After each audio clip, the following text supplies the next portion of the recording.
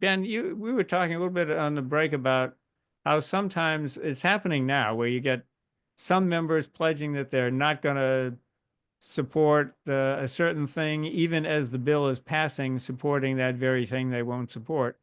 And you say the same sort of thing happened with Senator Manchin and the Democrats back in the Biden Build Back Better. So, what is your similarity comparison on that one? Yeah, so just by way of quick background, to do a reconciliation bill, which is not subject to the filibuster, lawmakers first have to pass a budget resolution that says it gives instructions to the various committees and says they will or won't spend or add to the deficit over a certain amount. And that's meant to kind of set a fiscal target for the reconciliation process.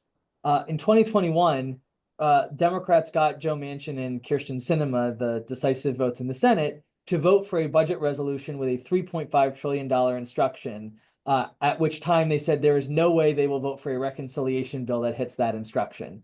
So they punted the decision about how much to actually spend, we'll worry about that later. Republicans did the exact same thing. Their budget resolution, $5.8 trillion in the Senate, went to the House, and the House member said, we'll vote for the budget resolution to keep the process moving along, but there's no way we're hitting that $5.8 trillion number.